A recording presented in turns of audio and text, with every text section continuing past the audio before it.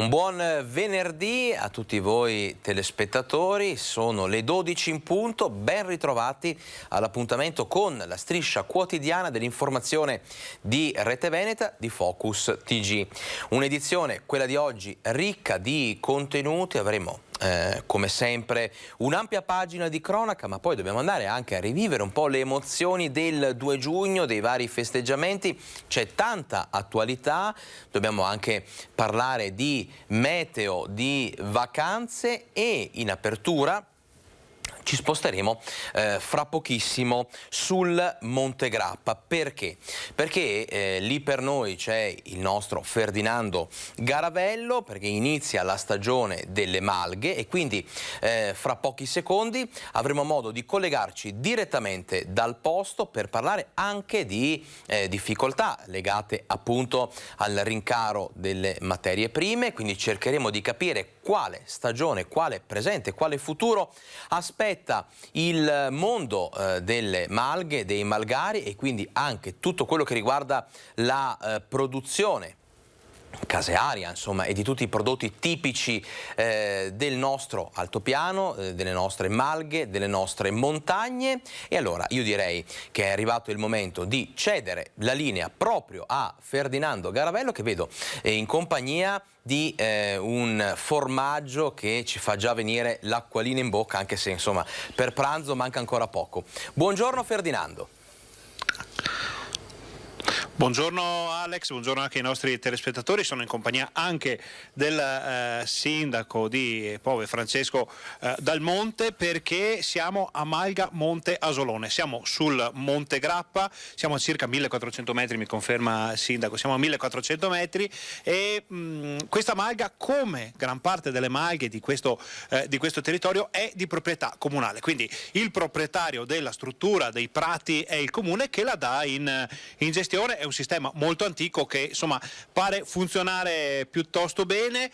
La stagione delle malghe ufficialmente partirebbe da Sant'Antonio, di solito va da Sant'Antonio 13 giugno a San Matteo, quindi alla fine dell'estate, però con queste temperature, con questa stagione che si è aperta un po' in anticipo, sarebbe stato un peccato non portare gli animali in alpeggio. Grazie alle stupende immagini di Andrea Benetti, dietro di noi ci sono, non so se potete vederle, ci sono già le bestie al pascolo, ne dovrebbero arrivare altre, vediamo se abbiamo la fortuna di vedere arrivare un altro gruppo di burline e pezzate che poi faranno l'alpeggio qui in questo territorio stupendo. Davanti a noi alcuni prodotti della malga, ma io chiedo al sindaco proprietario tra virgolette di questa struttura perché è importante ancora rimanere in malga, perché è importante portare avanti queste tradizioni. Ma è importante innanzitutto perché in questo modo mangiamo dei prodotti a chilometro zero e non stiamo parlando solo della malga Monte Asolone, ma di tutto il massiccio del Grappa e chiaramente di tutto il comprensorio. Mangiamo dei prodotti buoni e facciamo pascolare le bestie in territorio che non sono assolutamente contaminati e nel contempo riusciamo anche a mantenere i territori puliti, perché questo è anche un secondo aspetto, che tutti i prati e i pascoli che vediamo puliti sono messi a posto e messi in ordine appunto dai pastori che hanno bisogno appunto di erba per le bestiole. Ecco, qui se voi foste qui con noi vedreste un territorio decisamente pettinato. Se chiude una malga, questo lo sanno tutti, il bosco avanza molto rapidamente, in 2 anni si è già mangiato i prati, il prato inselvatichisce e poi praticamente impossibile tornare indietro. Vediamo che Andrea Benetti sta facendo una panoramica attorno a noi, dietro di noi c'è anche Cima Grappa che però immaginiamo che in questo momento sia un po' coperta, la giornata è un po' velata, però diciamo che si sta decisamente bene. Allora, davanti a noi le ragazze che gestiscono la malga hanno portato un po' di prodotti, vediamo se riusciamo a farvi vedere la prima mozzarella di montagna del Monte Grappa di questa stagione, che stanno filando proprio in questo momento all'interno della latteria qui vicino allo spaccio. Sindaco, dicevamo, non è però semplicissimo in questo momento capire che cosa succede alla filiera lattiero-casearia, l'esplosione dei costi delle materie prime, il latte ha un prezzo diverso rispetto al passato, importare sia energia che poi mangime per gli animali costa tantissimo, quindi è probabile che la malga in questo momento sia una soluzione. Sicuramente, visto appunto gli aumenti di prezzi che ci sono, essere autonomi dal punto di vista di produzione di prodotto è fondamentale. Sicuramente anche loro hanno degli aumenti di costi dovuti al carburante piuttosto che all'energia che usano per la produzione dei formaggi, però sicuramente è minore rispetto all'importazione. Ovviamente la Malga è anche un presidio non solo ambientale, non solo di tradizioni, ma turistico. Il Monte Grappa, come l'altopiano che è qui di fronte, ha un richiamo fortissimo verso un tipo di turismo. Sappiamo che il Veneto è la regione più turistica d'Italia e il turismo è molto importante per queste zone. Che tipo di turismo viene da queste parti, Sindaco? Il Monte Grappa è molto naturale come massiccio e quindi il turismo è soprattutto ciclismo, tanti turisti che vengono chiaramente a vedere il nostro Lossario dove riposano i caduti della guerra, e quindi è storico e sportivo, diciamo, come filone.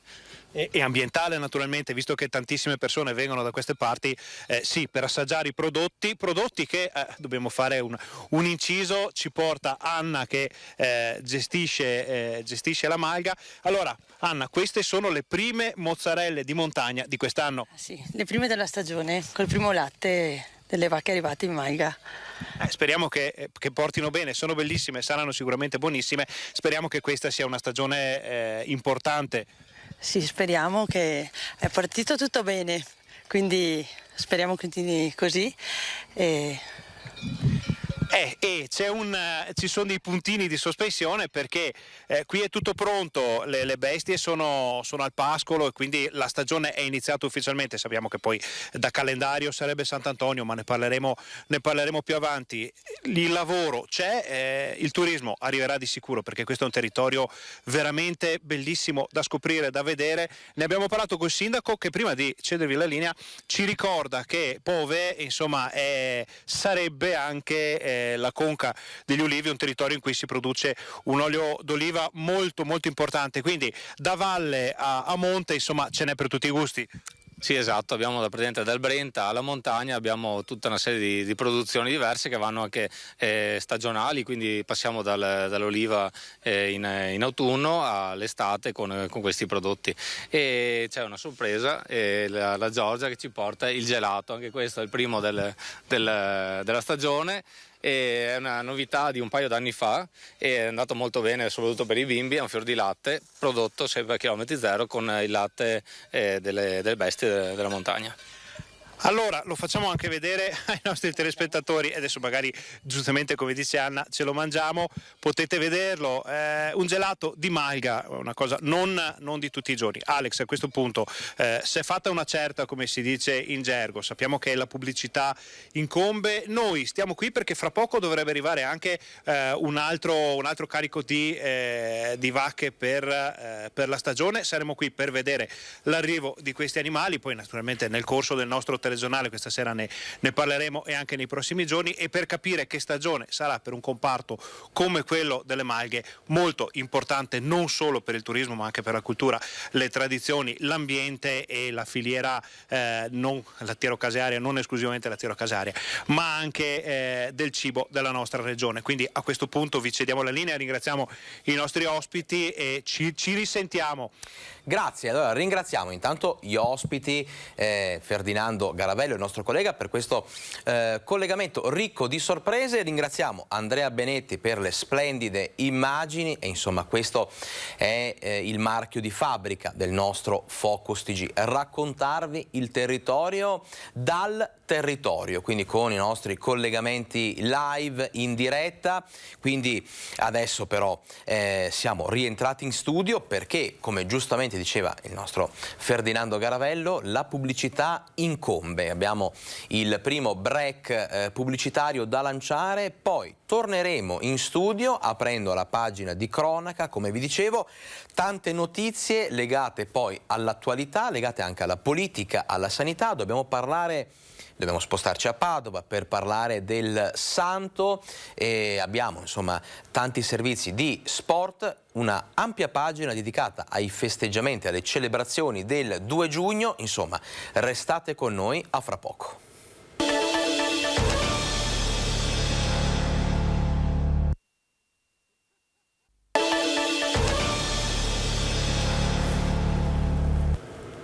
E allora, dopo le suggestive immagini di Montegrappa, della Malga Monte Asolone, con i nostri Ferdinando Garavello e Andrea Benetti, ritorniamo in studio e, come vi dicevo prima della pubblicità, apriamo la nostra pagina di cronaca. Una pagina di cronaca macchiata da un lutto in questa prima notizia di oggi. Moiano e il mondo dello sport, appunto, in lutto per la morte di Paolo Giusto, storico, fondatore della Polisportiva e per 30 anni insegnante di educazione fisica a Mestre. Fatale per lui un viaggio in moto negli Stati Uniti. Le ultime foto postate sul profilo Facebook che aveva creato appositamente per il suo viaggio da sogno ritraggono New Orleans il 23 maggio. Ed è proprio qui, in Louisiana, che la sua vita si è fermata per sempre, contro l'auto di una donna che si è schiantata contro la sua moto. La notizia della tragica morte di Paolo Giusto, che avrebbe compiuto 73 anni ad agosto, è rimbalzata in poco tempo dagli Stati Uniti in Italia, segnando più di una comunità. Quella di Sanremo, dove si era trasferito da alcuni anni per stare vicino alla figlia e ai tre nipotini.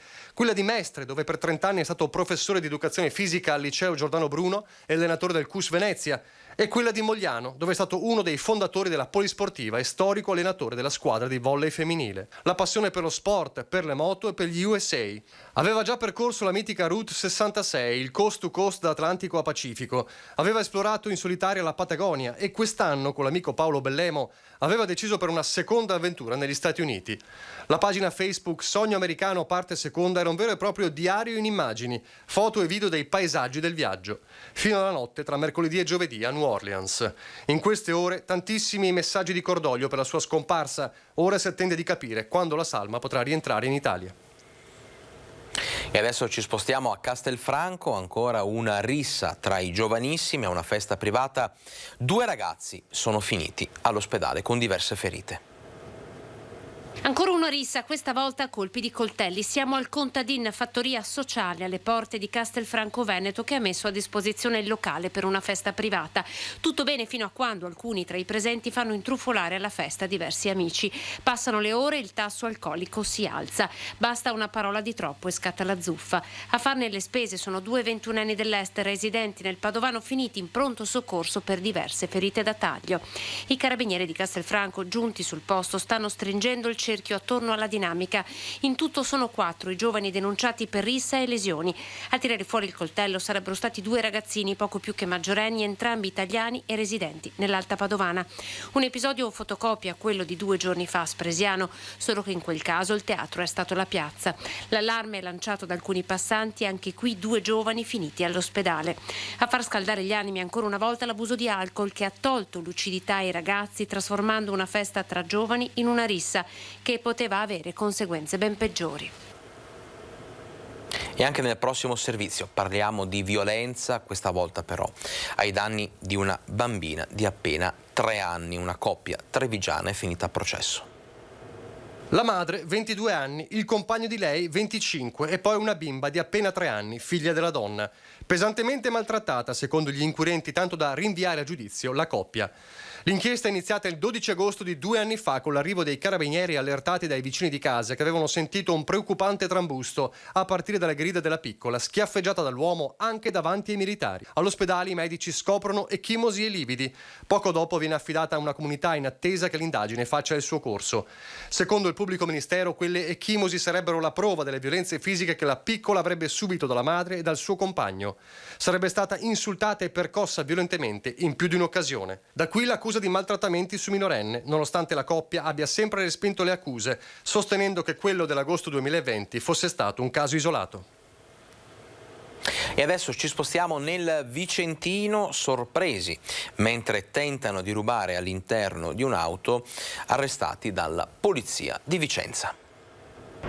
Erano intenti a rubare all'interno di un'auto parcheggiata in via Puccini quando sono stati scoperti dal proprietario, che ha chiesto l'intervento della polizia. È successo ieri notte intorno alle 3. Gli uomini delle volanti sono riusciti ad intercettare l'autore e il suo complice, il cosiddetto Palo, e li hanno arrestati e condotti presso la casa circondariale di Vicenza. Ai 2, noti alle forze dell'ordine, un italiano di 23 anni e un marocchino di 24, viene contestato il reato di rapina impropria in concorso. E sono stati sorpresi a scattarsi selfie e fotografie sui binari del treno. Stiamo parlando di un gruppo di adolescenti di Musile di Piave che, una volta insomma identificati, sono stati convocati dal sindaco per seguire un corso di sicurezza. Si sono scattati un selfie mentre si trovavano a ridosso dei binari del treno, come avevano visto fare sui social network. E così 4 adolescenti di Musile di Piave sono stati convocati dal sindaco Silvia Susanna per seguire in municipio una lezione impartita dagli agenti della Polfer sui rischi che può comportare l'emulazione di gesta che si vedono su internet. Peraltro gli agenti della polizia ferroviaria hanno spiegato come spesso si tratti di fotomontaggi. Ora l'argomento sarà esteso a tutti, accanto ai corsi contro il bullismo che già si svolgono all'Istituto Comprensivo. I ragazzi erano stati visti da un passante che aveva allertato la polizia locale. Il sindaco poi ha preferito alla denuncia l'impartizione ai ragazzi di una lezione civica e di buonsenso. Restiamo nel veneziano per darvi conto di un folle inseguimento in autostrada. L'auto degli agenti è stata speronata e 2 di loro sono rimasti feriti. Da Marghera a Padova Ovest, 32 km a tutta velocità per inseguire una BMW. Una folle corsa delle volanti della questura e della stradale di Venezia durata un'ora prima di venir chiusi dalle auto degli agenti all'altezza del casello padovano, sotto gli occhi di chi nella notte era in autostrada. Le auto degli agenti sono state speronate, 2 poliziotti portati all'ospedale dall'ambulanza, 3 persone identificate e una, l'autista della BMW, fuggita tra i campi dopo lo scontro. Tutto è iniziato a Marghera. Sono stati i residenti di via Fratelli Bandiera a chiamare la questura perché una macchina correva all'impazzata in città. Una volta individuata, una prima volante si è messa all'inseguimento dell'auto facendo segno di fermarsi, ma senza esito. La polizia poi ha provato a fermarla nuovamente, ma le traiettorie dell'auto sono riuscite a ingannare gli agenti e a fuggire lungo la tangenziale di Mestre per raggiungere la barriera di Villabona ed entrare in autostrada in direzione Milano. Da lì è iniziata la folle corsa a 200 all'ora, l'inseguimento. Ora si indaga per trovare l'autista che è riuscito a scappare. E adesso a Venezia, operazione anti-bazar, una nuova operazione per il decoro del Rialto proprio in merito alla merce esposta male, quindi insomma vigili e polizia locale impegnata in una serie di verbali per un totale di 15.000 euro. Polizia locale ancora a Rialto, l'operazione a Ruga degli Oresi, dove gli agenti del nucleo attività produttive del centro storico hanno riscontrato una serie di irregolarità nell'esposizione della merce, in violazione al regolamento sul decoro. Articoli esposti appesi in modo non conforme, poggiati a terra oppure oltre i limiti concessi al suolo pubblico. 15.000 euro in tutto, le sanzioni amministrative elevate, 20 i verbali di contestazione compilati. Si tratta del secondo intervento negli ultimi 10 giorni. Nel corso del precedente controllo erano stati elevati 17 verbali da 500 euro ciascuno, un verbale da 5.000 euro e 8 verbali di diffida. Allo stato odierno, si legge in una nota del comando di polizia locale, nessun punto vendita risulta più ulteriormente diffidabile. Da Venezia a Oderzo cambiamo decisamente argomento, rimaniamo nella sfera della cronaca per parlare di truffe online. Nuove denunce sono partite grazie al lavoro dei carabinieri del comando provinciale di Treviso. A Riese Pio X i carabinieri hanno deferito in stato di libertà una 22enne di origini campane che nell'ambito della trattativa per la vendita di una motocarriola pubblicata su un sito internet chiedeva a un 36enne del luogo intenzionato ad acquistarla di versare 780 euro su un proprio conto corrente bancario, salvo poi rendersi irreperibile. A Oderzo invece i militari dell'Arma hanno identificato e denunciato per truffa un 51enne bergamasco che, fingendosi interessato all'acquisto di una borsa griffata, anche questa messa in vendita su un sito di annunci economici da una 49enne trevigiana, induceva appunto la 49enne a effettuare più ricariche simulando di volta in volta che non fossero andate a buon fine. per più di 1.000 euro su una carta di credito ricaricabile. E poi una 36enne romana che, fingendosi interessata all'acquisto di un divano posto in vendita online da un 45enne opitergino, lo induceva a effettuare 2 ricariche dell'importo di 500 euro ciascuna su carta ricaricabile, rendendosi poi anche lei irreperibile. Insomma, anche in questo caso Polizia Postale e Forze dell'Ordine raccomandano massima allerta quando si tratta, insomma, di compravendita online. Noi adesso proseguiamo con la nostra cronaca, restiamo nel Trevigiano. Multe per eccesso di velocità in tangenziale a Treviso, multe in notevole calo. I dati sono della Polizia Locale di Treviso, che ha registrato una diminuzione del 30-40% delle sanzioni. Autovelox in tangenziale calano ed in maniera considerevole le multe per eccesso di velocità. Stiamo registrando un netto decremento rispetto ai numeri che erano pre-Covid. Naturalmente sono in aumento rispetto al 2020-2021, però c'è da dire che le persone stanno molto più attente, e noi diciamo che fortunatamente, perché l'obiettivo dell'Autovelox è che le persone rispettino i limiti di velocità.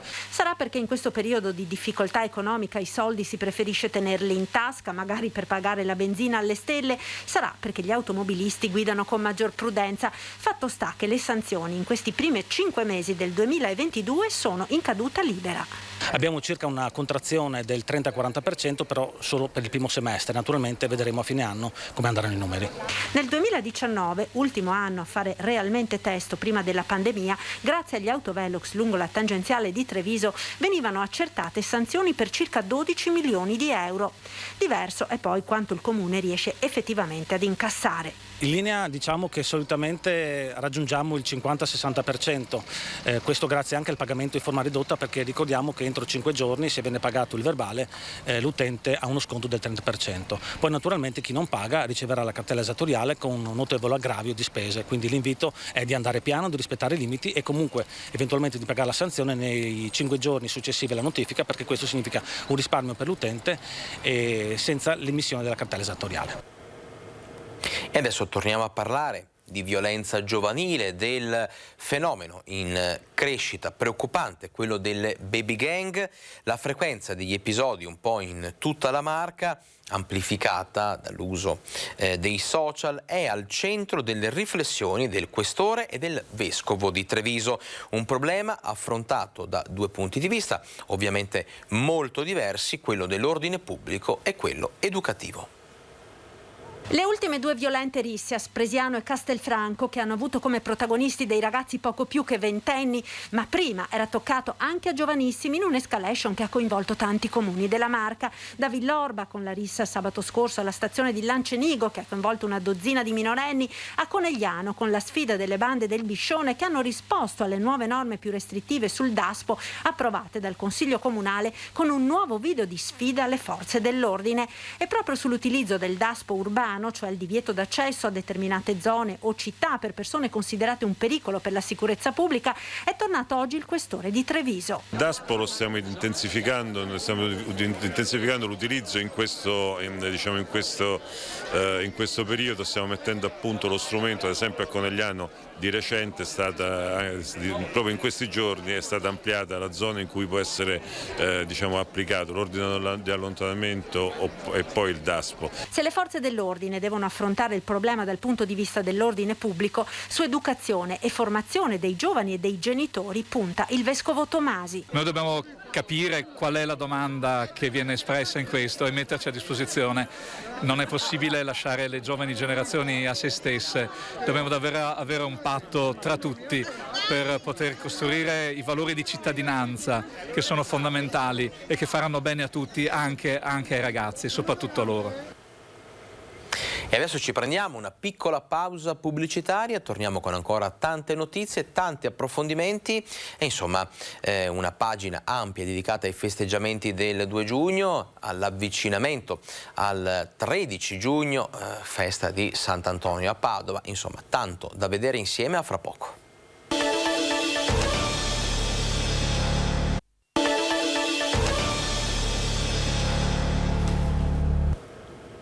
Sono le 12:30, ben ritrovati a Focus TG. Questo vuol dire che saremo in diretta per un'altra ora abbondante fino alle 13:30, tempo a sufficienza per tenervi informati, per tenervi aggiornati di tutto quello che è successo e sta succedendo in Veneto, nel nostro territorio. Noi continuiamo adesso con la cronaca, ci spostiamo a Villa del Conte per segnalarvi un atto vandalico proprio a Villa del Conte, dove è stata presa di mira la scultura realizzata da un alpino. La piuma spezzata e tristemente adagiata a terra sull'erba, nessun rispetto neppure per questa scultura realizzata da un alpino da parte di alcuni vandali che hanno deciso di prendere di mira il suo simbolico dono alla comunità di Villa del Conte, custodito in un'area che viene curata proprio dal gruppo Alpini. Gli autori potrebbero però avere le ore contate. Nel Parco delle Risorgive, questo è il nome dell'area, è stata collocata una telecamera. Le immagini sono adesso passate al setaccio dall'amministrazione comunale, che spera di riuscire in breve tempo a risalire i responsabili dell'incivile atto di vandalismo. E adesso parliamo di diversi interventi nella giornata di ieri da parte del SUEM di Crespano. Nel pomeriggio ambulanza e automedica hanno raggiunto un ciclista 42enne caduto autonomamente all'altezza del terzo tornante di strada General Giardino a Semonzo di Borso del Grappa. L'uomo di Castelfranco Veneto è stato trovato a terra da un'auto di passaggio in stato di shock. Ha riportato diversi traumi, è stato stabilizzato e trasportato all'ospedale di Castelfranco Veneto. Nella mattinata di ieri invece l'ambulanza è intervenuta per la chiamata di un uomo che ha trovato il nipote di 37 anni deceduto nella sua casa a Monfumo, probabilmente a causa di un arresto cardiaco. L'uomo si chiamava Massimo Martignago, i sanitari non hanno potuto far altro che constatarne il decesso. Sul posto sono arrivati anche i carabinieri di Asolo. Noi adesso torniamo nel veneziano in questo ping pong di cronaca che copre tutto il nostro territorio per parlare di due infermiere che sono state improvvisamente aggredite da un giovane paziente con problemi psichiatrici al pronto soccorso di Portogruaro. Se a volte in pronto soccorso possono verificarsi problemi e discussioni anche accalorate, un'aggressione di questa violenza, perlomeno a Portogruaro, non si era mai vista. Le vittime sono due infermiere malmenate da un paziente mentre prestavano servizio. La più grave ha rimediato una frattura al costato per la quale le è stata diagnosticata la prognosi di almeno un mese. L'aggressore è un 19enne con problemi psichici, accompagnato nella struttura da un genitore che durante l'attesa di una visita è improvvisamente andato in escandescenze malmenando le due malcapitate. Un'azione per la quale non c'era stata alcuna avvisaglia. Il giovane è stato poi trattenuto dai colleghi delle infermiere mentre sul posto arrivavano i carabinieri.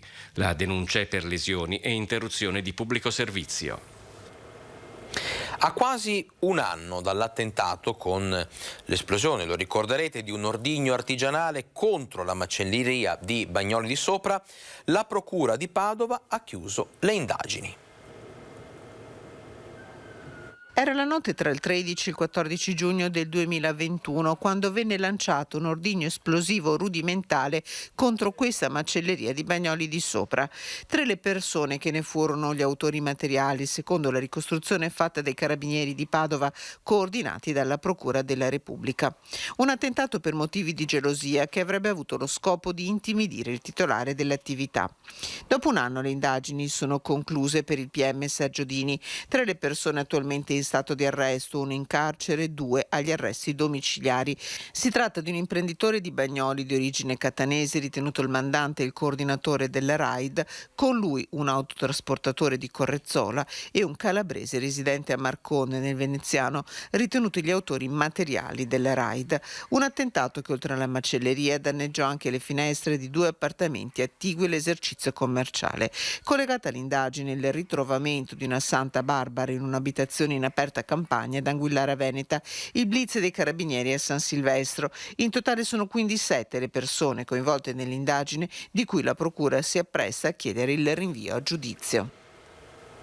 Parliamo adesso di attualità, quindi apriamo la pagina di attualità legata alla cronaca, legata a sua volta al mondo del lavoro, perché introduciamo adesso una serie di spunti e di riflessioni legate alla carenza del personale, carenza di personale che non riguarda solo, come vi abbiamo raccontato più volte in queste settimane, il settore del terziario, quindi del turismo, piuttosto che quello della ristorazione, quello alberghiero, carenza di personale che il sindaco di Treviso, Mario Conte, afferma interessare, coinvolgere anche gli enti pubblici come i comuni, ed è proprio il sindaco di Treviso a lanciare un allarme.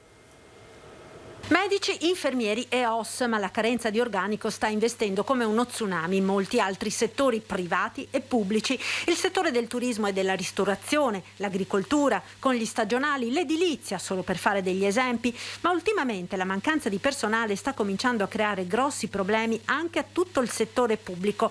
Di queste settimane lo stato di agitazione del personale della Procura di Treviso, dove ci sono 26 addetti contro i 42 previsti, o la situazione dell'INPS di Treviso, dove dei 349 dipendenti del 2014 se ne contano ad oggi 190, e non va meglio nei comuni. Aggiungo le amministrazioni comunali che sono coinvolte esattamente come le altre istituzioni che ha citato in questa carenza di personale che vede i cittadini non presentarsi né più nemmeno ai concorsi. Evidentemente una riflessione a livello romano va fatta, perché le condizioni da una parte dei lavoratori sono poco convenienti e dall'altra per gli imprenditori altrettanto non convenienti. Quindi è necessaria una riforma del lavoro urgentissima, perché come dicevo anche nel discorso, questo è un periodo di grandi opportunità e di rilancio che dobbiamo cogliere, e possiamo fare questo soltanto se i nostri organigrammi sono adeguati. Anche l'ANCI, della quale Conte è presidente veneto, sta facendo pressing sul governo per una riforma che consenta agli enti locali di avere il personale sufficiente ad assicurare i servizi ai cittadini. Oggi la situazione sta precipitando, però sul tavolo di discussione con il governo c'è sempre stato il tema degli organici, e quindi continueremo ancora con più veemenza a chiedere un aiuto, perché se non abbiamo la forza lavoro rischiamo di perdere delle opportunità, e perdere le opportunità significa non consentire alle nostre comunità di cogliere queste occasioni che l'Europa ci offre. E come detto, la carenza di personale riguarda anche il personale medico-sanitario. Dopo 2 anni di Covid finalmente si è tornati a celebrare una festa della Repubblica in presenza. A Roma hanno sfilato medici e infermieri, ma l'appello sulle difficoltà appunto che riguardano carenza di personale in questo settore lo abbiamo raccolto direttamente dalla voce del direttore Benazzi. Non avendo riposi si serviva sabati, domeniche, quotidianamente, qualcuno lasciandoci anche la vita e qualche altro ammalandosi in modo anche pesante. Quindi credo che sia un giustissimo riconoscimento. Il lungo applauso accompagna medici, infermieri e operatori del settore sanitario al passaggio su Via dei Fori Imperiali a Roma. Dopo 2 anni di Covid ci sono anche loro alla parata del 2 giugno. Riconoscimento giusto, come ugualmente corretto, però sottolinea il direttore generale dell'ULSS 2 Francesco Benazzi, dovrebbe essere quello economico a loro dovuto. A livello europeo il confronto tra contratti collettivi nazionali di medici e infermieri è impietoso. Lo dice l'Ocse del 2021, i medici italiani lordi prendono circa 50-55 mila euro, i medici tedeschi 80 mila, per non dire dei medici olandesi che arrivano a 200 mila euro l'anno. A livello nazionale il Ministero prima delle finanze e poi della salute qualche riflessione sui contratti collettivi nazionali nuovi la devono fare, anche per attirare nuovi medici. Una sanità d'eccellenza resa zoppa dalla fuga di risorse umane dopo 2 anni di pandemia, dall'intervento a gamba tesa di quota 100 e dalla cattiva programmazione degli ultimi anni. Il risultato è che diverse figure specialistiche oggi sono introvabili. Chi aderisce a fare per esempio il pronto soccorsista e sono il 70%, perché gli altri, siccome è un mestiere difficile, non lo vogliono fare. Un appello alle istituzioni raccolto oggi anche dal segretario del Partito Democratico Veneto, Andrea Martella. Ci sono molti contratti che sono scaduti ed è necessario aumentare attraverso una revisione dei contratti i salari e gli stipendi.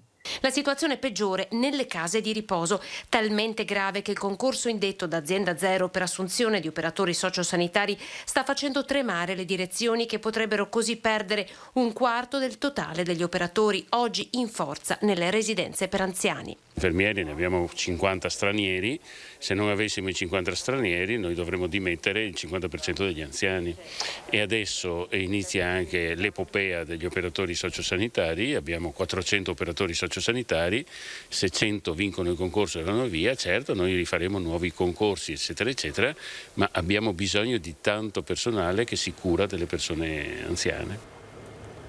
E continuiamo a parlare di difficoltà nel mondo del lavoro e di carenza di personale anche nel prossimo servizio. Nel Veneto ne aveva bisogno 89.000 lavoratori e a Padova 7.500, di questi il 95% devono essere stagionali. Oggi manca manodopera. Questa è la situazione solo per quanto riguarda il comparto agricolo, ma la mancanza di personale, la difficoltà di far combaciare esigenze degli imprenditori con quelle di chi cerca un'occupazione riguarda anche le imprese artigiane e tutto il settore secondario delle piccole e medie aziende.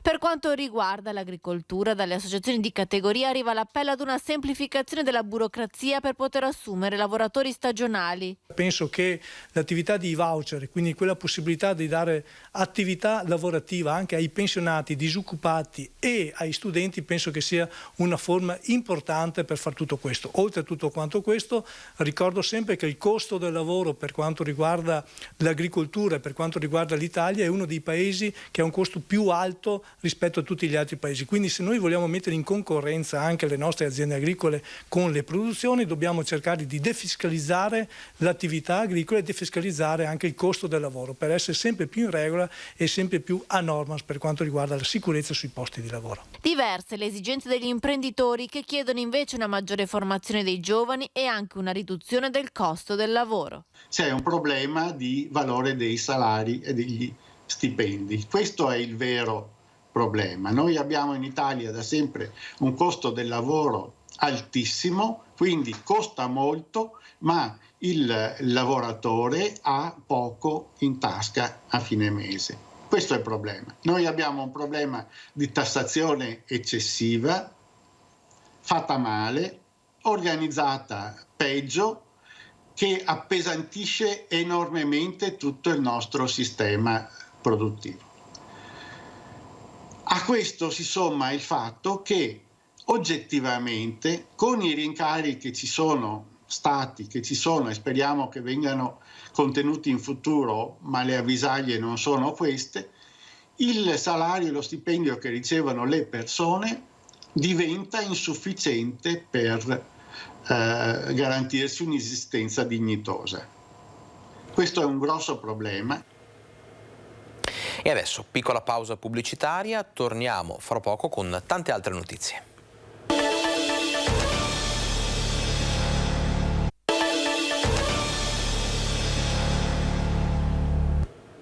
(12:45), ben ritrovati a Focus TG, siamo in diretta, lo saremo fino alle 13:30. Noi continuiamo con la nostra serie di servizi e di notizie dal territorio.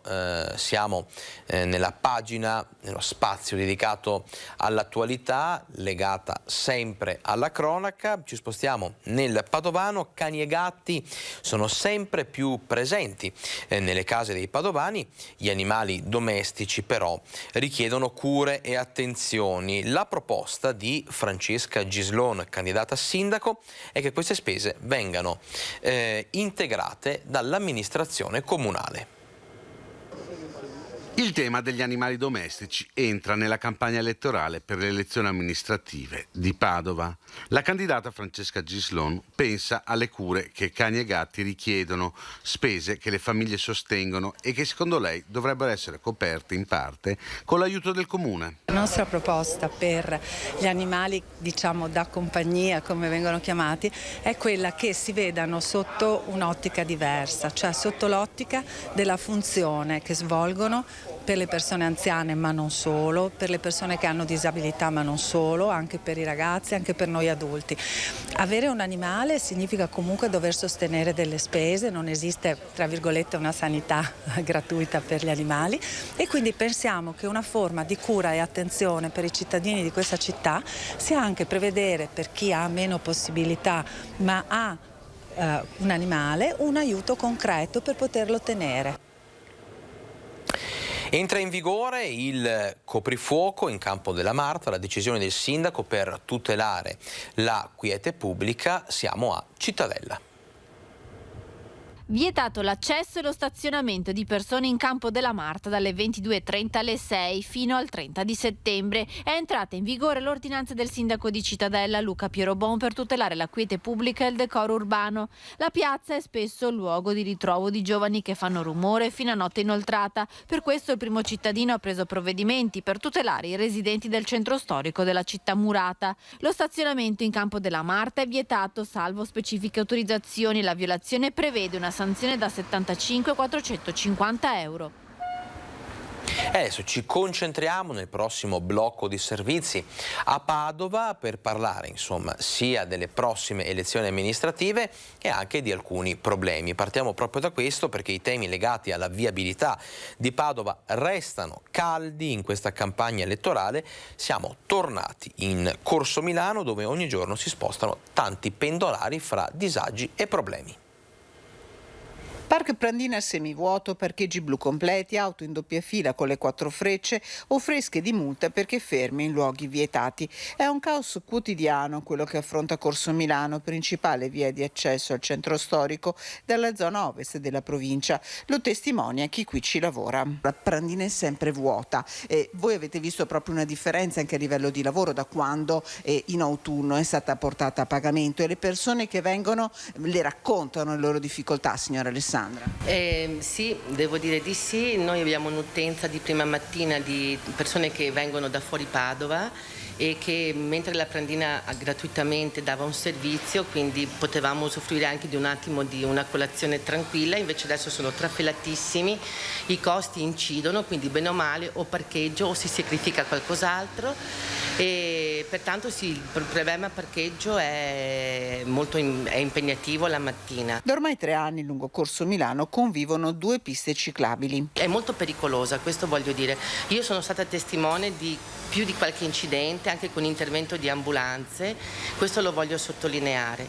Non oso pensare, poi infatti ci sono molte biciclette che passano sotto il corso, questo sempre. Zona di uffici e attività commerciali, pendolari che hanno i minuti contati tra vita quotidiana e lavoro, auto che secondo le associazioni ambientaliste dovrebbero essere tolte dal centro storico grazie al potenziamento del trasporto pubblico con la linea SIR 2 del tram che passerà proprio per Corso Milano. Intanto i problemi restano questi. Sono persone che non sono del centro, che comunque cercano di usufruire anche delle biciclette piccole, ma lasciano le macchine magari sotto il cavalcavia di Chiesa Nuova, ma rimane comunque un tratto molto molto trafficato e comunque i tempi sono talmente ristretti perché comunque le dinamiche delle persone sono portare i figli a scuola o all'asilo e poi correre per andare al lavoro.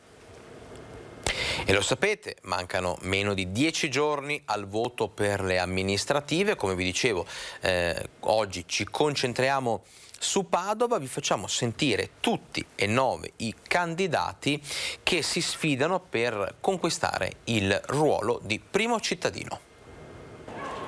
Ultimi giorni di campagna elettorale. Ogni candidato a sindaco di Padova ha parlato di un tema del suo programma. In ordine di comparizione nella scheda elettorale, eccoli tutti e 9. Luca Lendaro, docente, candidato di Tutta Nostra la città, parla del tram. Penso che tutto quanto questo dibattito sul tram polarizzi il discorso, ma lo riduca anche moltissimo.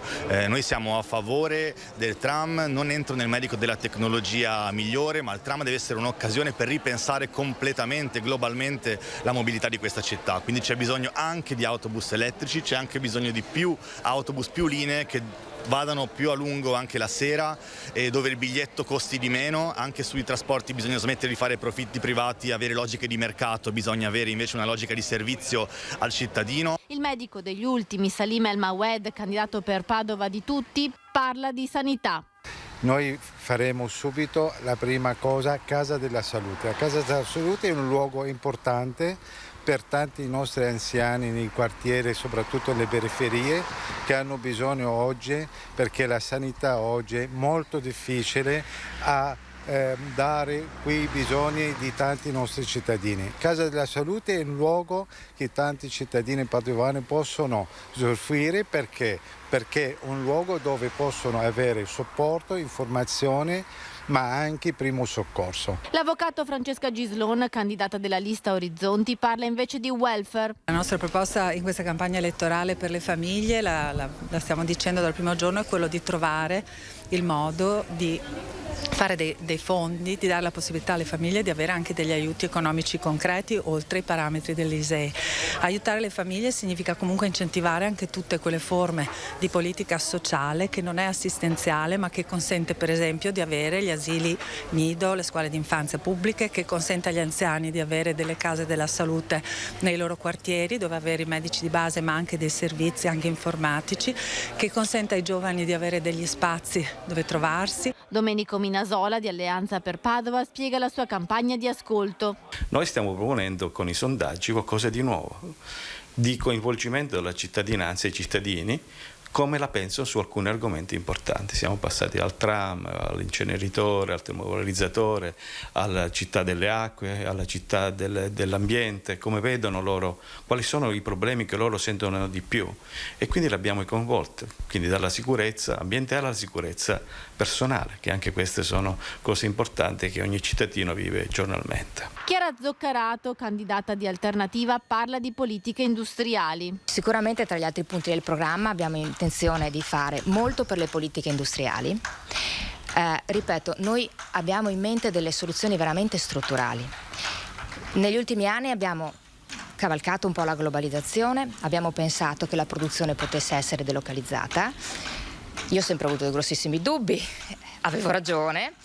Adesso con la nuova politica dei 2 blocchi non ci possiamo permettere questo. La produzione potere dobbiamo riportarla a casa, dobbiamo fare politiche industriali anche nel comune, dobbiamo creare un distretto anche qui. Il sindaco uscente Giordani riflette su questa sua seconda campagna elettorale dopo 5 anni di mandato. Sono tranquillo in confronto con un sacco di persone, ho in giro a piazze, mercati, sagre, lavoratori, e sono tranquillo e sereno. Penso anche sia recepita dai miei concittadini bene, senza liti, senza baruffe, non mi piacciono, per cui c'è tranquillità, serenità, sta andando bene, sono abbastanza soddisfatto, poi se i padovani saranno soddisfatti lo vediamo il 12 giugno. Il medico Novax, candidato del Movimento 3V, Paolo Girotto, parla dei medici di base. Si preferisce introdurre medici, per esempio ucraini, che non conoscono la lingua e non hanno nessuna abilitazione professionale a livello nazionale, per sostituire in modo improvvisato vuoti incredibili che si sono creati. Perché non riassumiamo le persone che sono state sospese? Perché non si riassume i sanitari? Probabilmente si risolverebbero parecchi problemi. Perché questa discriminazione priva di senso e anticostituzionale?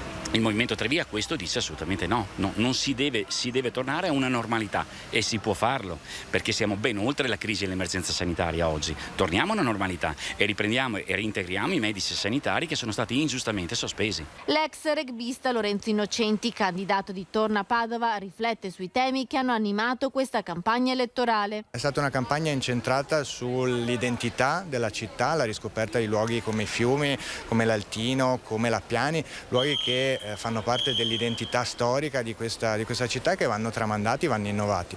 È stata una campagna legata ai grandi temi, anche di legarsi di più a territori come Venezia a livello infrastrutturale e culturale, o anche Verona all'altro lato. È stata una campagna legata, siamo davanti all'università, al cercare una connessione maggiore fra università e imprese, e poi tanti piccoli progetti per risolvere i problemi quotidiani dei padovani. Si concentra sulla battaglia contro il tram il candidato del centrodestra Francesco Peghin. Questi mezzi obsoleti, non più in produzione, probabilmente verrebbero accantonati dopo le elezioni per essere sostituiti da mezzi più moderni, oltre a dei costi che probabilmente porteranno a dover perdere i fondi del PNR, quindi una cosa scandalosa a cui noi ci ribelliamo, perché questi mezzi sono obsoleti e sarebbe meglio sostituirli con gli autobus elettrici a corsia vincolata. E noi restiamo a Padova per parlare del santo di Sant'Antonio. Si avvicina la sua festa, nella basilica si possono vedere altre reliquie di Antonio, dal saio al cilicio fino alla pietra che usava come cuscino. Nella Basilica del Santo prosegue il cammino di avvicinamento alla festa del 13 giugno con una serie di eventi e di celebrazioni e nella Cappella delle Reliquie, oltre alla tavola su cui riposava il santo, restaurata, sono esposti, ostensione è il termine corretto, alcuni altri oggetti che hanno accompagnato il santo nelle sue ultime ore di vita, ad esempio il suo saio, la pietra usata come cuscino e il cilicio. Intanto cresce ogni giorno il numero di visitatori e pellegrini. I numeri stanno aumentando, già nei fine settimana precedenti si notava un afflusso decisamente consistente di fedeli, di pellegrini che visitano l'Arca di Antonio, la Cappella di Reliquie. È emozionante vedere che tutto torna a riprendere movimento, vita, in un clima anche di gioia, di festa e vorrei dire anche di speranza. La giornata tipo del Rettore è dedicata a incontri anche pubblici per far conoscere al meglio cosa significa Sant'Antonio per i devoti e non solo per loro e quali significati hanno eventi e celebrazioni. Che molte sono le persone che mi domandano di intervenire e di cercare di far capire alle persone in che cosa consiste questa devozione che ruota attorno a questa figura splendida di Antonio e poi vari incontri, momenti di preghiera, visite in basilica. Intanto non va dimenticato che nei 2 anni di pandemia il santo non si è allontanato dalla sua gente. Le reliquie hanno sorvolato le terre venete nei luoghi simbolo del Covid sull'elicottero nel 2020. La reliquia dell'avambraccio di Antonio, custodita nella Basilica della Salute di Venezia, ha ripercorso lungo le vie d'acqua il cammino che l'aveva portata lì per giungere a Padova nel 2021. A portarlo nelle vostre case, con un record di spettatori, è stato il lavoro del network Media Nord-Est, in uno sforzo corale accanto alla comunità dei frati.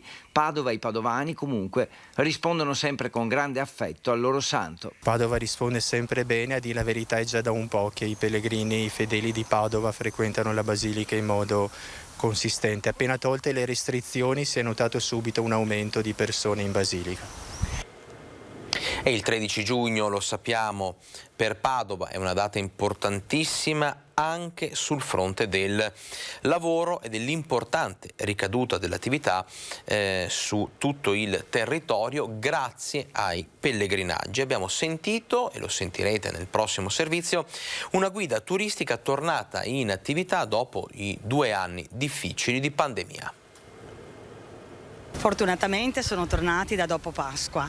Abbiamo gli studenti che già solitamente arrivavano a marzo, quest'anno insomma ci hanno fatto aspettare un po' di più, però ci sono, e anche gli stranieri.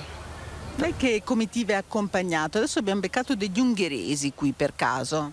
Ecco, gli ungheresi non richiedono solitamente le guide locali, noi possiamo avere americani, tedeschi, italiani, e generalmente sono un po' queste, molti francesi, anche le colleghe che fanno francese, però devo dire ungheresi non particolarmente. Quindi sono tornati anche gli americani? Sì, specialmente i croceristi, ma anche piccoli gruppi che viaggiano per conto proprio. Sono ritornati, non così massivamente, insomma, ma abbastanza. Voi avete già la sensazione che verso il 13 giugno e per tutto il mese di giugno ci sarà un aumento? Sì, noi abbiamo già le prenotazioni per giugno. Per cui noi viaggiamo così un po' di mese in mese ultimamente, non sono proprio le cose programmate giustamente dall'anno perché veniamo dal Covid, ma di mese in mese noi siamo già proiettati adesso verso giugno, abbiamo visto che c'è richiesta. Sono stati 2 anni difficili però. Molto difficili, ci abbiamo creduto, abbiamo tenuto un po' duro devo dire e speriamo, ma Padova piace, poi adesso che siamo anche diventati URBS-PICTA, patrimonio UNESCO, questo attira. La gente è incuriosita. E adesso stavamo guardando gli ultimi aggiornamenti dell'ANSA perché insomma teniamo sotto controllo chiaramente tutto quello che sta succedendo nel nostro territorio. Vi aggiorneremo fra poco di altri sviluppi che riguardano appunto tematiche di cronaca. Chiudiamo il cerchio per quello che riguarda il racconto, le tappe di avvicinamento al 13 di giugno perché insomma diamo voce adesso proprio ai pellegrini e ai turisti che sono in visita a Padova e che insomma non mancano di spendere una parola e una preghiera nella Basilica del Santo. Vedo che avete una candela, siete venuti qui per sciogliere un voto? Per una mia amica, sì. Da dove arrivate? Noi da Acqui Terme, in Alessandria, provincia di Alessandria. E questa candela è un'intenzione particolare che voi volete affidare a Sant'Antonio? Sì. Come non avevo i figli,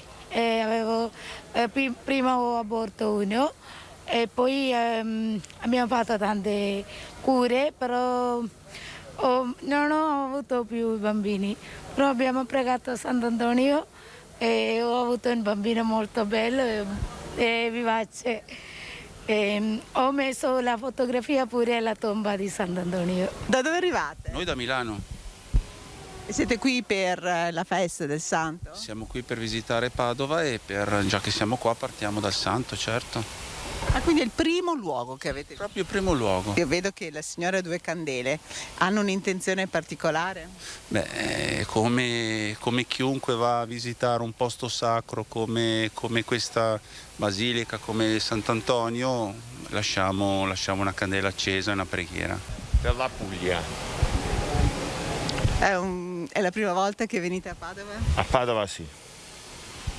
Siete entrati in basilica per un motivo particolare?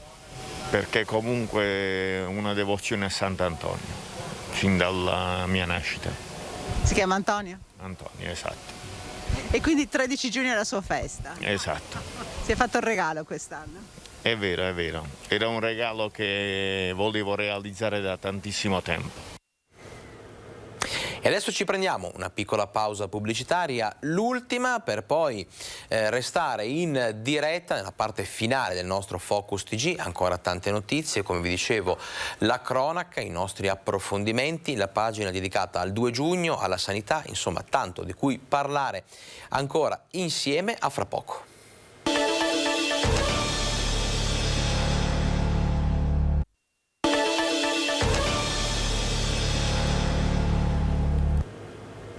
Sono da poco passate le 13.05, vuol dire che abbiamo poco più di 20 minuti ancora in vostra compagnia in diretta per continuare a parlare del Veneto e di quello che è successo, sta succedendo, sia per quello che riguarda la cronaca che l'attualità, che chiaramente i nostri approfondimenti e i servizi di colore. Adesso apriamo la pagina dedicata alle celebrazioni del 2 giugno, un 2 giugno speciale a Pieve di Soligo, dove oltre ai festeggiamenti, insomma, per la festa appunto della Repubblica, c'è stato anche un momento di grande emozione e di importanza cittadina per l'inaugurazione della nuova piazza.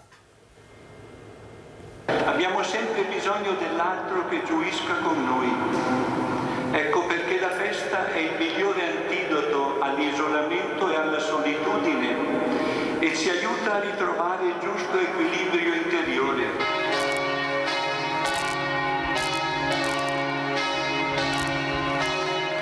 Pieve di Soligo in festa. Oggi, nel giorno della Repubblica, il Comune inaugura la nuova piazza Balbi Valier e i lavori di ristrutturazione del Duomo di Santa Maria Assunta. Una festa benedetta dal cardinale Beniamino Stella, che con le sue parole ha sottolineato l'importanza della piazza come luogo di incontro e di relazione, la base per la pace e la libertà tra i popoli.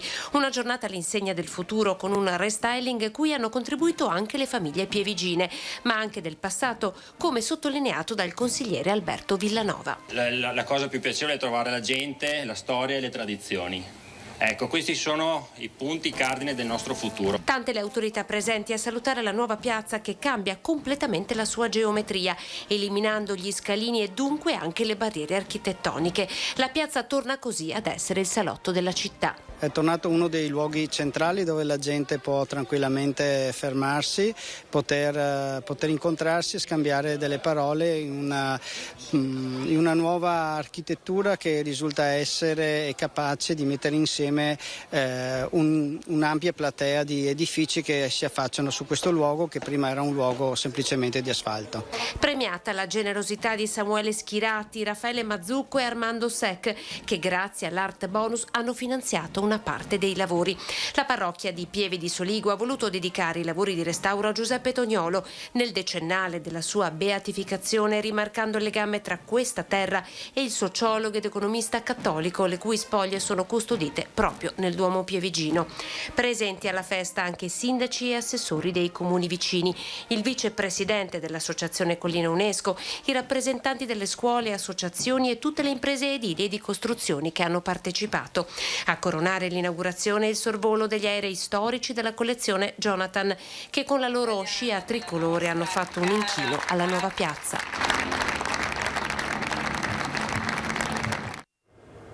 Festa del 2 giugno, chiaramente anche a Treviso ieri, vediamo tutte le immagini.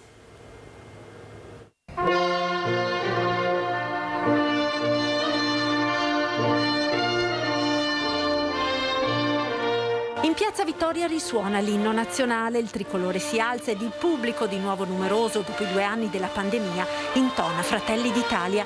È la festa della Repubblica a Treviso, 76 anni dal 2 giugno del 46, quando gli italiani, dopo gli orrori della guerra, scelsero con referendum la nuova forma istituzionale dello Stato. È la nostra festa, è la festa del popolo italiano che si è dato questa forma di Stato che ha garantito questi oltre 70 anni di pace, di democrazia. Il prefetto Sidoti, davanti alle più alte cariche civili, militari e religiose della Marca, ricorda il difficile momento attuale. Potrebbe essere minata da un'aggressione empia e da un conflitto bellico insano che miete vittime innocenti nella vicina Ucraina. Come ha detto il Presidente della Repubblica, la pace non si può imporre da sola, ma è frutto della volontà e dell'impegno concreto degli uomini e degli Stati. Il prefetto accenna anche ai fondi PNRR che il Paese è chiamato a gestire e all'importanza di farlo presto e bene. Noi sappiamo che non brilliamo certo nella velocità e nella celerità, ma dovremmo farlo e soprattutto dovremmo garantirci da pericoli che questi soldi destinino ad altri scopi, ovviamente non parlo di scopi leciti. Poi il fuoriprogramma del sindaco Conte, che chiama al suo fianco i numerosi primi cittadini presenti, ricordando il ruolo fondamentale che hanno avuto ed hanno nell'ultimo periodo tra pandemia, tensioni sociali, difficoltà economiche. Un primo ringraziamento va proprio ai colleghi sindaci che non hanno mai arretrato di un centimetro nella difesa della comunità. Noi siamo qui per cercare di ricostruire quella pace sociale che è composta dalla solidarietà, dalla fratellanza, che è stato anche il lato più bello della nostra comunità nei momenti di difficoltà. Noi stiamo lavorando perché riusciremo ad affrontare, speriamo non serva, ma riusciremo ad affrontare questa ennesima crisi sociale legata agli aspetti economici soltanto se ci dimostreremo comunità. Infine il conferimento delle 13 medaglie d'onore concesse dal Presidente della Repubblica ai familiari di cittadini che vissero il dramma della deportazione e del lavoro coatto.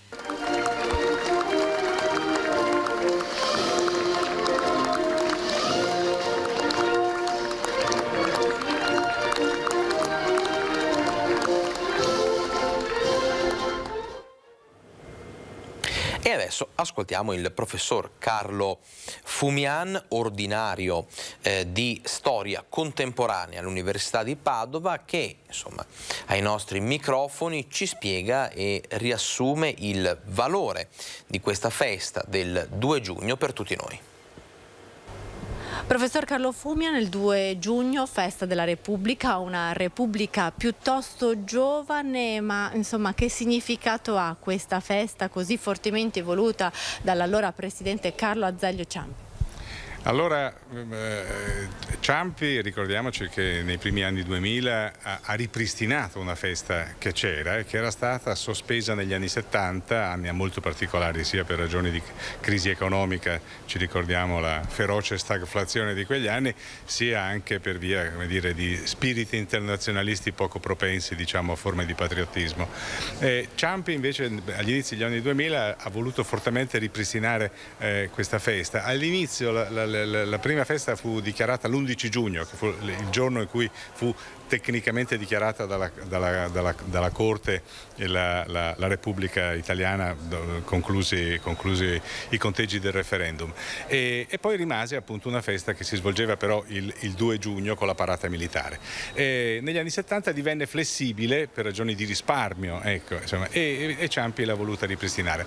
È una festa importante perché è una festa che ci ricorda quanta fatica sia stata fatta per raggiungere questo risultato della Repubblica, che significa della Costituzione, significa la Costituzione italiana del 1948.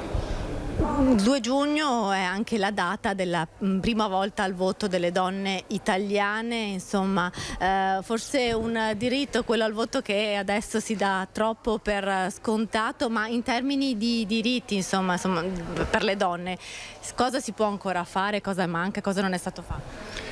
Beh, moltissimo, c'è un campo sterminato di azione. Molto è stato fatto e non dobbiamo continuamente denigrare ciò che, guardandoci indietro. E ripeto, lo stesso passaggio del 2 giugno del 46 è senz'altro fondamentale, dobbiamo esserne orgogliosi. E certamente il problema della parità è un problema assolutamente essenziale. Guardi, io le parlo di una cosa che conosco, le parlo dell'università. Le donne sono bravissime, molto spesso le più brave. E poi man mano si tende a vederle un po' sparire nella piramide della ricerca, dell'amministrazione, dei ruoli dirigenti all'interno dei dipartimenti. Naturalmente questo è una cosa che può essere invertita. Oggi abbiamo qui, dopo 800 anni, la prima magnifica rettrice dell'università, quindi insomma il percorso può essere invertito. Però gli ostacoli sono ancora molti, sono di carattere culturale e ci vuole grande costanza, grande impegno nel cercare di sorvegliare noi stessi e capire dove sono i pregiudizi che impediscono e gli ostacoli che impediscono alle donne di avere una vera parità. 2 giugno lo abbiamo visto, lo abbiamo sentito, festa della Repubblica, ma in Veneto torna con forza il tema dell'autonomia. 2 giugno, festa della Repubblica. Patria e bandiera sono suggestioni che si fondono col buon governo dei territori e dei popoli, valori che vanno coniugati con l'efficienza. La strada per ottenere questo risultato in Veneto si chiama autonomia. Eppure, in questo 2 giugno in cui si celebra il referendum del 1946 in cui vinse l'idea di Repubblica, non ha trovato ancora attuazione l'altro referendum, quello consultivo del 2017, che aveva visto Vicenza prima provincia veneta per affluenza e per voti favorevoli per l'autonomia, con un plebiscitario 98,3% di sì. Oggi è il 2 giugno del 1946 vinse la Repubblica contro la monarchia, l'idea che il potere doveva essere dato ai cittadini e che quindi i cittadini potessero scegliere. È una giornata giusta anche per ricordare l'impegno per l'autonomia, perché l'autonomia vuol dire sussidiarietà e quindi avvicinare il livello di governo ai cittadini e dare quindi potere e ruolo ai cittadini. Potere e ruolo ai cittadini, autonomia al Veneto in una Repubblica italiana ugualmente solida. È un principio previsto anche dalla Costituzione, una riforma utile soprattutto in un periodo come quello che stiamo vivendo, in piena crisi economica, energetica e dopo una lunga crisi sanitaria. La Costituzione prevede proprio esplicitamente la possibilità di dare maggiore autonomia ai territori e quindi l'impegno che stiamo portando avanti è proprio in questa direzione: chiedere allo Stato di devolvere ai territori, alla regione, ma poi anche agli enti locali maggiore autonomia. Questo perché può dare la possibilità ai cittadini di sentire il livello di governo più vicino a loro e quindi di incidere maggiormente. L'autonomia sarebbe la chiave per snellire gli iter burocratici, per ridurre i tempi e per dare risposte più veloci ai cittadini. Ma perché l'autonomia sia efficace è necessaria una netta e chiara spartizione delle materie tra regioni e Stato. È chiaro che l'autonomia non può diventare un centralismo regionale, deve diventare una cosa snella e che dice chiaramente quali sono i compiti dello Stato, quali quelli delle regioni e quali quelli degli enti locali. Nel nostro paese troppe volte le cose non vanno avanti perché non si capisce chi è responsabile e invece questa è anche l'occasione per decidere una volta per tutte a chi competono le responsabilità. Oggi, 2 giugno, è tempo di rilanciare l'autonomia e non da domani, serviva da ieri. L'autonomia serviva sicuramente da ieri, oggi è un'occasione importante per rilanciarla, per cui viva la Repubblica e viva l'autonomia. E sentiamo allora proprio la voce dei vicentini su questo argomento. Quanto importante è tornare a parlare di autonomia, soprattutto lasciare che alle parole seguano fatti concreti. Sarebbe bene l'autonomia, però allargare un po' le competenze della regione, della provincia, del comune. Secondo me bisogna continuare a parlarne. Un'autonomia che dal Trentino Alto Adige alla Valle d'Aosta, cose del genere. Per i vicentini dunque l'autonomia del Veneto resta un tema che sta loro a cuore, una ricetta ancora valida per poter reagire alla crisi post-pandemia e all'attuale economia di guerra. Un'autonomia magari ritoccata in alcune parti per rispondere meglio alle esigenze attuali, ma sicuramente una svolta amministrativa ancora valida, invocata a gran voce nell'ultimo referendum regionale. Ma Biaria Vela Zapata 20 anni fa. Essere più indipendenti in ambito amministrativo, in ambito enti locali. Poi se si riuscisse a fare il passo il resto viene a cascata, però l'amministrativo secondo me è un qualcosa che potrebbe dare l'input. Quindi non è passata di moda? No. Se c'è qualcosa di valido, sì, anche se è la Lega che lo propone, mi scusa, su mia proprio... Se c'è qualcosa che l'autonomia ne porta a vivere a meglio, ben venga. Autonomi vorrei dire rangiarsi da soli. Giusto pagare tasse, giusto cosare, però dentro un limite. No che stamattina pago 10, domani pago 20, dopodomani pago 30. E non so neanche cosa che pago. Parlare di autonomia, a lei cosa viene in mente? Viene in mente la mia autonomia. Di non aspettare lo Stato che faccia qualcosa per me, perché non me l'ho mai aspettato. Sono di Napoli, sto da 20 anni e passa da qui, sto bene, mi trovo bene e sono autonomo. Se aiutasse le piccole e medie imprese a trovare personale da formare, eventualmente i fondi potrebbero essere dirottati in questo senso, insomma, perché adesso è un periodo in cui è molto difficile trovare del personale. Credo che alcuni criteri macroscopici non servano neanche più. Il Veneto è una regione molto produttiva, siamo una regione di eccellenza in moltissimi settori. Credo che valga la pena potenziare questi settori e cercare di proteggerli, ripeto, selezionando in maniera accurata le voci più importanti. Però rimango, europeista, rimango italiano. Per alcune cose sicuramente sì, il Veneto merita un'attenzione. In apertura oggi del nostro Focus TG eravamo sul Monte Grappa con Ferdinando Garavello per parlare dell'apertura della stagione delle malghe, delle difficoltà anche dei malgari e per gustarci delle immagini suggestive non solo del paesaggio ma anche dei prodotti che erano apparecchiati sulla tavola davanti al nostro collega Ferdinando Garavello. Adesso però dal Monte Grappa ci spostiamo sull'altopiano per andare a rivivere alcune emozioni che vi abbiamo già raccontato ma che non hanno tempo, sono quelle della grande erogazione che ha coinvolto migliaia di persone, la grande erogazione di Asiago. Ecco le voci di chi ha partecipato alla processione tra prati e boschi dell'altopiano. Un fiume colorato segue la croce che solca i prati e i boschi dell'altopiano per rinnovare ancora una volta il patto fra l'uomo e Dio, per chiedere buon tempo per i raccolti, per ringraziare degli scampati pericoli. È la grande erogazione di Asiago che dopo 2 anni di silenzio a causa del Covid torna a far fiorire il mare d'erba e le selve altopianesi di voci, canti e preghiere.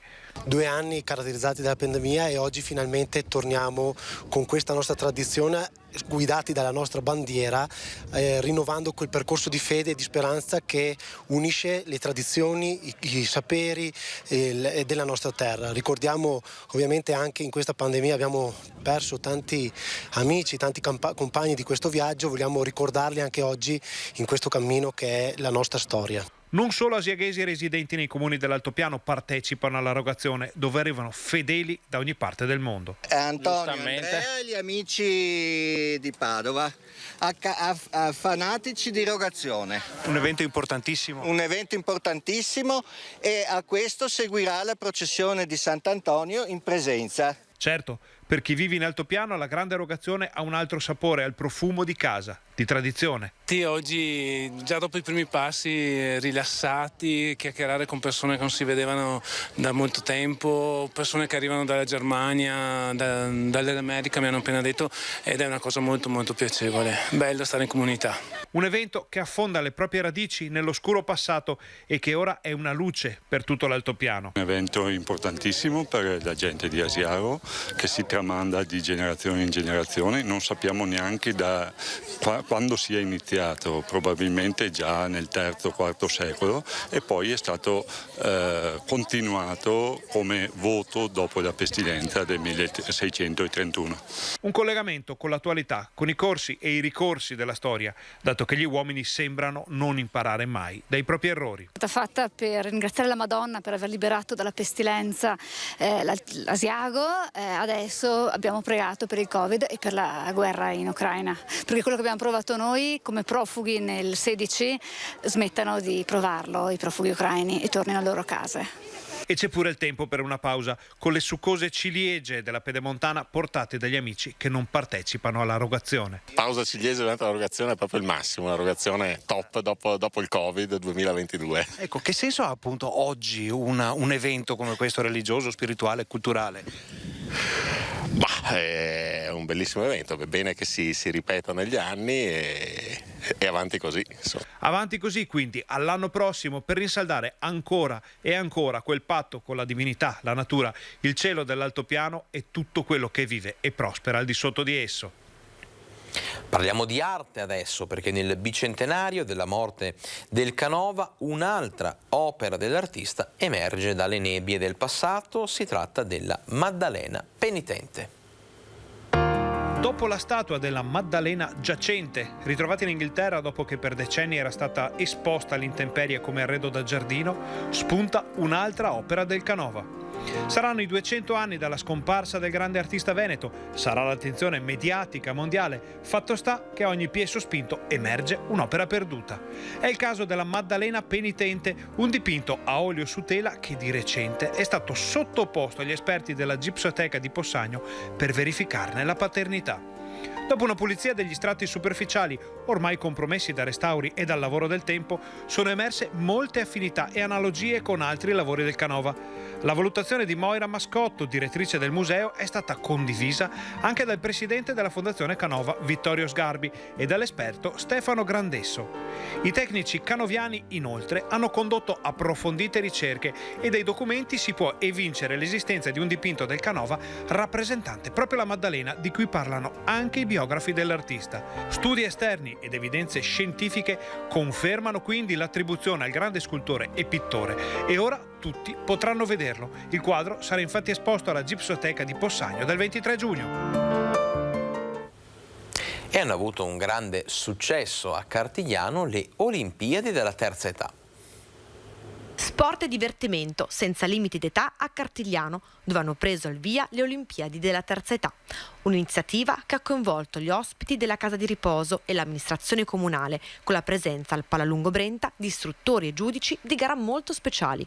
Diverse le discipline proposte agli anziani, che hanno aderito con grande entusiasmo e con vero spirito olimpico. Si gioca per partecipare, perché a vincere sono stati tutti. Il bowling, il gioco del tunnel, la pallacanestro e il tiro al bersaglio. Abbiamo una 20-25 ospiti che parteciperanno a questa prima edizione e si metteranno in gioco davanti ai loro parenti il percorso che abbiamo costruito da settembre a oggi. Nell'ottica dello star bene, ancora una volta la casa di riposo ha superato di gran lunga quello che ognuno di noi si può immaginare.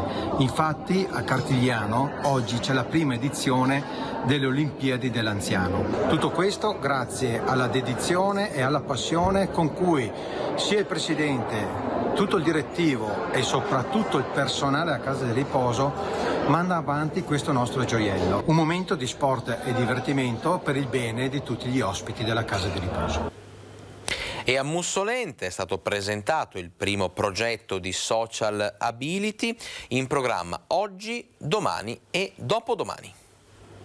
Tutto pronto per Social Ability, evento che si terrà il prossimo fine settimana a Mussolente. Un evento unico nel suo genere tra le province di Vicenza, Belluno, Padova e Treviso, e l'auspicio è che venga preso ad esempio da altri comuni. Obiettivo: creare inclusione. La disabilità e quindi le persone che magari non hanno avuto le stesse fortune di tanti di noi rientrano però nella nostra normalità e nella nostra quotidianità. Ogni famiglia deve essere vicina alle altre e soprattutto il comune deve essere promotore di queste azioni, di questi eventi dove la normalità regna per tutti. Si comincia venerdì 3 giugno con l'esibizione di Baskin al Parco della Vittoria, per poi spostarsi al Palazzetto dello Sport per lo spettacolo ACAB di Ullallà Teatro. Sabato 4 giochi inclusivi e attività sportive per i bambini, mentre domenica nel parcheggio del Palazzetto ci sarà la fiera dei prodotti realizzati da cooperative sociali e associazioni di volontariato. Alle 14:30 appuntamento con il dottor Paolo Pezzana sul tema della generatività sociale. La bellezza del mondo è essere diversi, e quindi perché non celebrarla?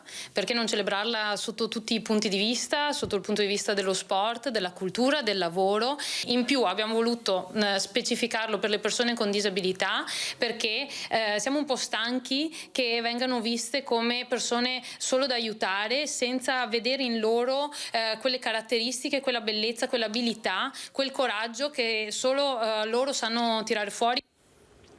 E questo era il nostro ultimo servizio per l'edizione giornaliera di Focus TG. Non mi resta che ringraziarvi per essere stati in nostra compagnia, augurarvi una buona giornata e darvi appuntamento a domani.